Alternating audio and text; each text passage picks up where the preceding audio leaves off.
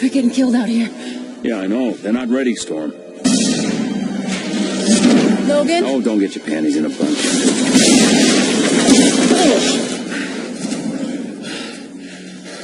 That was my last cigar. Welcome to the Make Movies Great Again podcast. This is a special episode. It's a spoiler cast for the movie Logan. Matt and I saw Logan last night at AMC Theaters in Somerville, Mass., and it was everything that it was advertised. It was just an awesome movie. It was everything plus a Deadpool teaser that I had no idea. Everything plus a Deadpool teaser. You knew that was coming? I knew there was something Deadpool related. I saw like Logan and Deadpool in the same headline, and I smashed my computer monitor on the floor. That's what I did. I was like, what? It didn't seem like when that first showed, it didn't seem like the same like Logan like settings that I thought we were gonna see. Like a lot of desert stuff. So I was like, what is this? This is kind of strange. And then I thought I was like, hold on, is Deadpool in Logan? I was oh yeah. And then I was like, oh no. And then I started like because I literally had no idea, so I didn't know what to expect for that. I thought I saw a Logan Deadpool trailer, so I knew something was coming, and it wasn't going to be related to Logan. So just so everybody knows, it was just for people. Again, this is a spoiler cast, so we're going to say a lot of shit you don't want to hear if you haven't seen it. It was like Deadpool like sees like some crime going down. He wants some to be guy a hero. getting shakedown. He wants to be a hero, and he runs into a phone booth, and it takes like forever to change into his Deadpool costume, which was hilarious. And by the time he gets out of the phone booth, the guy who he needed to save is dead. He was already shot in the alleyway, and so Deadpool goes and lays on his dead body and steals his Cherry Garcia ice cream, basically. Yeah, it was hilarious. It's really good. All right, there were reports coming out a few months ago that Ryan Reynolds was filming on the set of Logan, and this must have been it. This must have been it. And when we get into Logan, Ryan Reynolds was right when he said the Deadpool character would have not fit in this Logan movie at all. No, absolutely not. I'm trying to think of where to begin with Logan. First, I want to say that I think this was like a perfect, like, he had so many different, like we were talking about last night. Wolverine's journey is a very confusing one. Yeah, but I feel like that it ended in a good place. Yeah, and it ended in a good place, and it ended the way it really should have for the character. Like, I mean, absolutely, the Wolverine isn't gonna ride off into the sunset, or his plan, him and Professor X's plan was to buy a boat and finish their lives out on the ocean. Yeah. So that just isn't in the cards for this character. Like I just said, he had like quite a journey of like, you know, up and down, and like he was all over the place. But he had like kind of one theme. Like he was sick of being the Wolverine. He never wanted to be the Wolverine. He never wanted to be the Wolverine. Kill people. He was the one that we always knew that it was more his mutant powers were more of a curse than a gift. Right. Always. Right. And he never found purpose in them until Logan. I mean, really. I mean, he found little bright spots here and there, but he never really found purpose until he found his daughter. His daughter. I want to put daughter in quotes only because she's cloned from him. Yeah, she's technically his daughter, but he is his daughter, and it's cloned from him. She wasn't conceived through him. And that's not. I'm not saying they changed the story at all, because that's how it is in the comics as well. She's just a clone. Oh, okay. Yeah, I haven't read Old Man Logan. She's just X-23. It's all New Wolverine is like all with X-23 in it, but she's just a clone. I mean, that's all she is. But to call her, the daughter of Logan, I get it. Like, I get it. She shares his genetic makeup and all that stuff. So, so he finds purpose in kind of like eventually protecting her and protecting the rest of the mutants and getting them to safe haven. So the villain, we talked about this. The villain in this movie. Oh yeah. The main. I mean, I guess there's like a couple different. There's a couple different villains. Actually, I wanted to start at the beginning of the movie. So at the beginning of the movie, you see Wolverine, and he's in rough shape. He's Uber limo driver. He's an Uber limo driver. In the year 2050 something, I think they said, or is it like? What, do you remember, Schwartz? Do you remember what year it was? 2029. Thanks, Jen and Schwartz. So he's an Uber limo driver, and you can tell that he's in a bad place. He's drinking a lot, and he's limping around, and he's not coughing and wheezing and not healing. He's living in Mexico in like a rundown mill or something with Caliban, who is a mutant that can track other mutants, and he keeps Professor X in an abandoned water tower. And Professor X is an interesting story because they say it later in the movie, like, the world's greatest brain has a brain disease. Like, he has a degenerative brain disease. Right, he has Alzheimer's or something like that. So he's having these seizures that paralyze everyone around him, and they allude to it that maybe Professor X is responsible for the death of the X-Men. Oh, okay. So that I didn't pick up on. I thought it was just he killed a bunch of like civilians. Like I think kind of like what happened at the casino in the movie. He's like held up in a casino. Right. He like paralyzes. There's everybody. a scene later though where they're at the family's house and he like realizes what he's done. That's right before X-24 stabs him in the chest. Right. So we'll jump right to that. So actually, the first villain you meet is this man named Donald Pierce. And he has a mechanical arm, which Matt and I both agreed that the CGI on it was amazing. It was great. It looked like it was actually part of him. I think what they did, and I'm not a CGI artist, but if you looked at his fingers, the tips of the fingers were like this like skin tone, almost rubber. like it looked like rubber or wood, right? Yeah. So I think what they did was because they're so great at this now, is they did motion capture. I think he just wore like a green glove or something, and he was able to. Like, they were able to build the mechanics around his actual hand. Because it was flawless. Like, when he was working with a pen and grabbing a piece of paper, like, it was flawless. Yeah, it was really impressive. Yeah. And I think, like, the acting direction maybe was, like, make sure when you grab things, you're really grabbing them with your fingers and not, like, just, like, palming them. Right. Because then they can really be like, that is the actual tip of your finger grabbing stuff. And we'll just change the color of it and make it look like rubber. You know, like that kind of. So, and so we both agree that this is the type of technology, and I'm sure they are, this is the type of technology they should be using in the next Star Wars movie. With Luke Skywalker. For Luke's hand. I'm sure they will. They have to. This is the way it should be. It was perfect. It was really great. Cool. And it just adds a cool, like, because he wasn't special in any way. No, he wasn't a mutant. He didn't have any powers. It just kind of added this like cool.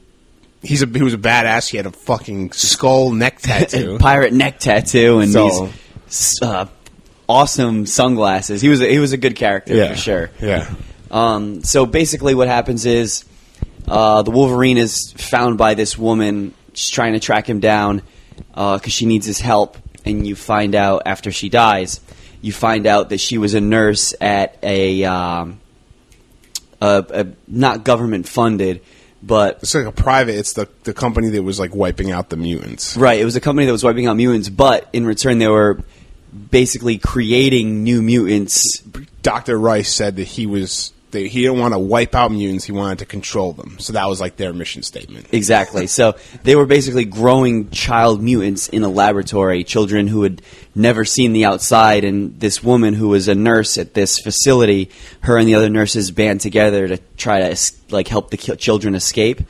And these people who worked for this private organization were after her, and she needed Wolverine's help to save Laura, which turns out to be his daughter. His daughter. She was birthed of the Weapon X gene from Logan. So she has the healing factor.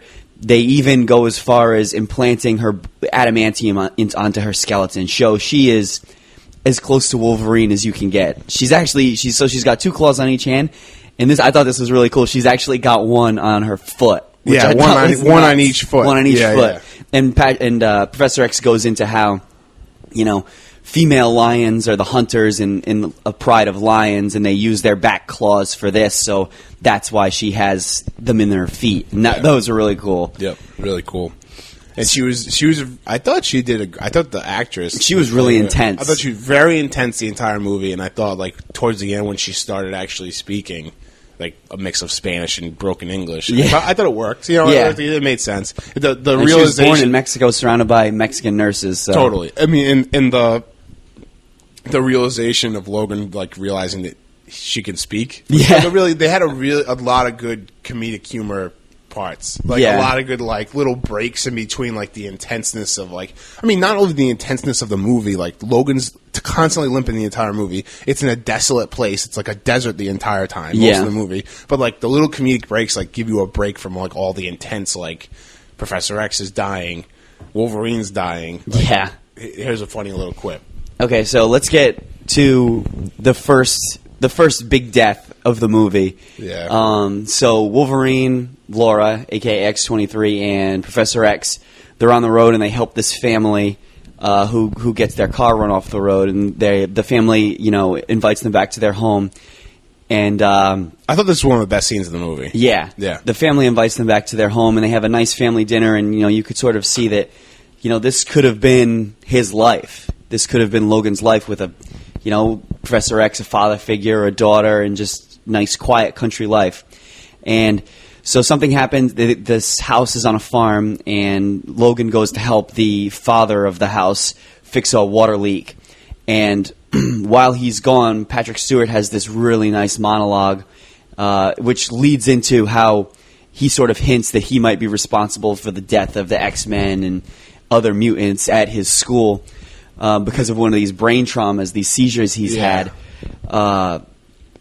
And so you see this timing of events is what sets this movie apart from other superhero movies and other X-Men movies. This timing of Logan's on his way back from the water main. Right. And that he's probably going to go up and check on Professor X. Right. So you're like, he's talking to Logan. He's talking to Logan. And so Professor X has this nice monologue, and Logan comes in the room, and it's dark in the room, and he leans over to Patrick Stewart, to give him a hug or something, and puts his knuckles to Professor X's chest, and he releases his claws and essentially kills Professor X. Yeah. And everybody is like, what the fuck? And so then, Logan steps out into the light, and he's super young and haircut, no gray. And he starts killing the rest of this family. He puts X-23, Laura, in handcuffs. You're like, what's happening? What just happened? And then they cut to another scene where Matt had said with the timing, where Logan is still on his way back from fixing the water main leak with the father of this house. And this is something else. And it jumps to, this isn't Logan. This is X-24. This is their new and final weapon, their greatest weapon. Who's only controlled by rage. Yeah. He's only run through rage. And the doctor controls him. He listens to the doctor. I'm putting that in air quotes because he doesn't really listen to him. It does not at all. He just destroys 20 guys. Yeah, he kills X-24 as a beast. Yeah. And so he gets Wolverine, we won't do the whole rundown, but they end up escaping and move along, and that was something I did not see coming. I thought, they had enough villains going on between Dr. Rice and Pierce. I thought they had enough working and time working against them. Wolverine is obviously dying. He's dying this kind of the story structure of this movie is interesting because this right here is essentially the climax of the movie. This is when Professor X is mortally wounded and he's dying. He doesn't die right away, but he's dying. And then you have the emergence of X-24, the mutant to end mutants. Yeah, and the what's the other guy's? Pierce. Donald Pierce. He's the villain, but then the other foot drops. Yeah. It's X-24. Yeah. And this is now the chase to the end, which that was probably one of the best scenes, the second best scene in the movie, but the last scene in the movie when they're all going to Eden. Yep. To the safe haven for the mutants where they're all meeting. And it was kind of cool how it's Wolverine thought that they just got the numbers from the comic book and they're just doing it. But probably more than likely they just saw the comic book. They're this is where we can go. We'll meet here. Right. This is just a meeting place. This That's is just where place, they met. Yeah. This is a place where we can meet and we'll get away. But that last scene in the woods where Wolverine injects all the mutant gene. Yeah. It was essentially enhances him. It's what they give X-24 to help him heal. Yeah. After he gets hit by the car. Yeah. Punctured into a tractor. But that scene in the wood was wild. I kind of wish that Wolverine's like enhanced powers lasted a little bit longer. I feel like they were very short lived. They were very, very short. They were very short. Well, he took them all at once, and what the kid said. Yeah, not all at once. But I guess it makes sense, and the rhythm of it worked because then the kids started helping, and and X-24 got shot in the back of the head with a adamantium bullet. I almost said vibranium. So vibranium. So the sort of leading into the final scene, like the final scene of the movie, the big fight showdown. You find out Wolverine is dying because the adamantium in his body has been poisoning his body this entire time, and his healing factor has been fighting it and keeping him alive the whole time. So that's basically why he's dying. And so he gets Laura to her friends at this meeting point named Eden, and the sort of the leader of the kids. All the kids meet up there that were trapped at this private facility. They meet there. And they radio to Canada for a safe haven. And Wolverine wakes up in the morning, and they're all gone.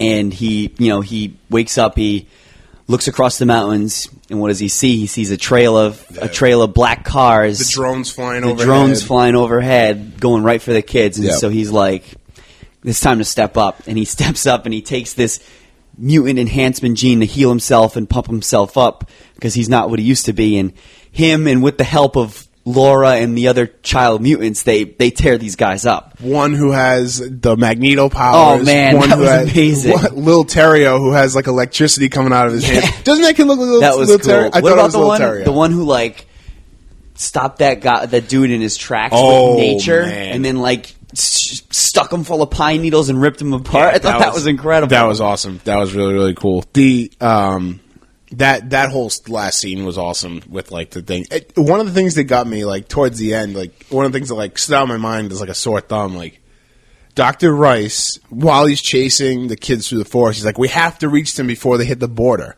And I'm thinking to myself, I'm like, are these guys with Humvees and fucking giant guns in the back of the truck really going to stop at an invisible line and stop chasing these kids? Like, it didn't really make sense to me. It's not like they get too... So, like, I wish that, like, there was something, like, maybe, like, past this certain point, there's, like, I don't know. Like, you know what I mean? Like, it just didn't... It didn't matter in the end because they never really showed them entering into Canada. Yeah. It didn't matter. But it was just funny. It was like, we have to get them before they reach the border. It's like they would just stop. Like, are you guys going to turn around with your drones and your giant fucking machine guns? No, you're not. No, you're just going to back up and go home. Yeah. No. You're going to get these kids. But... and then, Wolverine's mortally wounded. And you find through the whole movie they tease, and Matt said it before, they tease Wolverine's been carrying an adamantium bullet to essentially kill himself with at one point in his life, or like when he feels ready. And Laura uses it to kill X-24. But before that, X-24 fucks up Logan big time, and it impales him with a tree, cuts him all up, and he's like dying in front of Laura. Yeah. And they have a really nice moment together, and you can see that he's happy when he dies. Like he did something. He did something to rectify his life. It was a mix of. I think it was a mix of like him like breathing a sigh of relief that it's finally over for him. Yeah, I think that was a lot of it, and I think he did something good. Yeah, and he did something good, and he kind of like felt good about where X-23 is going to be, and that he saved her and saved those kids. There wasn't will live on. There wasn't really the pressure of like the deadbeat father look on it, because it wasn't like they were family, but there wasn't like he didn't know she existed. Right, like that's like the thing. Like he's not a deadbeat. He did what he could for her in the time they were together. So there wasn't like that weird like hang. It was just like it was nice. It ended like nice. It ended nice for Xavier, and it ended nice for Logan. I thought it was a perfect. We were so confused talking about the other movies, but this I think is the perfect end for like the original. If you put all the X-Men, if the Wolverine movies together and even supplement the original 3, this works. This fills in very nicely. Yeah. It was a good run for Hugh Jackman. Yeah, he played. I mean, he was always one of those guys that. He drove the X-Men storyline. He drove the X-Men storyline. He was the Wolverine. Like he played the character perfectly from day one. Yeah, it made sense. And it's more of like chicken.